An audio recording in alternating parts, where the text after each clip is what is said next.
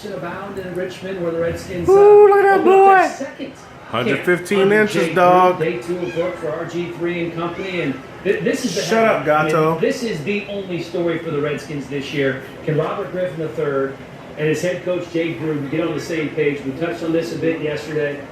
Kurt Warner, when you see this guy, obviously you see immense physical talent. Not quite the same guy he was as a rookie, but it's not about the talent at this point, is it? Well, it's not about the talent at all. We know he's got the ability to make the throws. What he did his rookie year, just his accuracy down the field, was something that really impressed me. Now it comes down to the mental side of things. Is being able to see, react, and get the ball out on time. We know he can throw it, but you have to know where to throw it and when to throw it. And that's what he struggled with in this system last year, is more conventional play in the pocket, reads changing based on what defenses were throwing at you. Those are the big questions probably for third. They had 3 quarterbacks under center last year, all 3 guys back with the Redskins, and the cynics who are Redskins fans would assume that a similar situation could happen this year. Nate Burleson is a former receiver. How disconcerting is that to play with 3 different quarterbacks over the course of the season? Well, it's definitely not ideal. You want to go in and get a rhythm with one quarterback, and you would hope that your number 1 guy stays your number 1 guy throughout the season.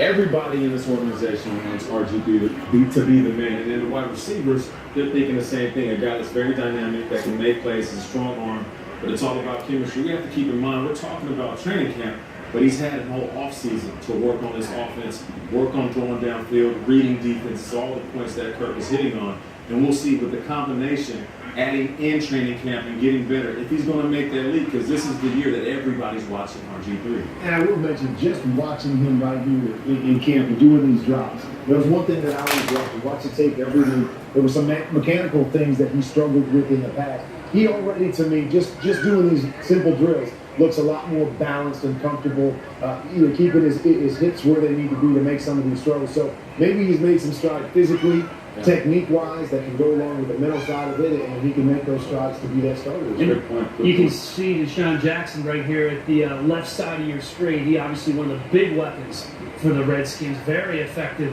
last year. Our own Michael Robinson is in Richmond, his hometown, by the way, where he caught up with Deshaun Jackson, exclusive one-on-one. You can see the whole thing. Look at that boy. On training camp coming up.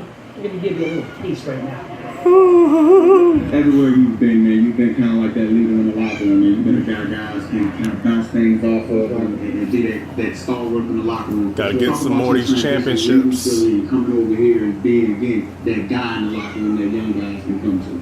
I mean, I think it was a big step. I'm in my career, just going on my 8th year. But I say we try to get each other out. I've been some years, but it's going on my 8th year, and I kind of developed into that role. I haven't always been a vocal guy, vocal leader. I was one of the guys that go out there and just, lead by example and field my playing skills and things I'm able to bring to the team and to the field. So now vocally, I'm able to. Say certain things and the young guys respect it. At first, I didn't know that I was doing myself, but when you get 20, I still feel I'm and still have a lot of experience in this league. So I can just help out any way possible, just argue through all the things and just tell them what's expected and what we gotta do to win. First of all. For more on the Redskins, Albert Breer is in Richmond and starts our training camp tour. Thursday marked the start of Robert Griffin III's 4th training camp as an NFL quarterback. And as has been the case over the last 3 years, he's again the center of attention here in Richmond.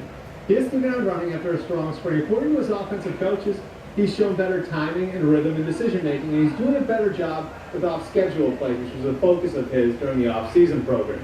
Now, Jay Gruden told me on day 1 of camp they focused on third-long situations. Griffin struggled in those in 2014, but the idea ultimately here is to put him in less of those situations in 2015 by being better around him. Now for more on the Giants, it's going to come. Well, Albert, as the Giants players reported for training camp and took their conditioning test, the highlight of the day was owner John Mara's press conference, about half of which was devoted to questions regarding Jason Pierre-Paul. Mara said the Giants still know little more than the public does about JPP's health. He said that confounds him, given that in this area they have some of the best medical care available in the world. He is surprised that Jason Pierre-Paul is being advised not to take the Giants up on their offer to help. Asked directly if he has a message for Jason Pierre-Paul, Mara responded, "Come home, we miss you." Now let's check in with Jeff Darlington. leadership has been a very hot topic here in South Florida for the past several seasons, and this year, apparently, it's no different. As training camp began, Joe Philbin pulled his players together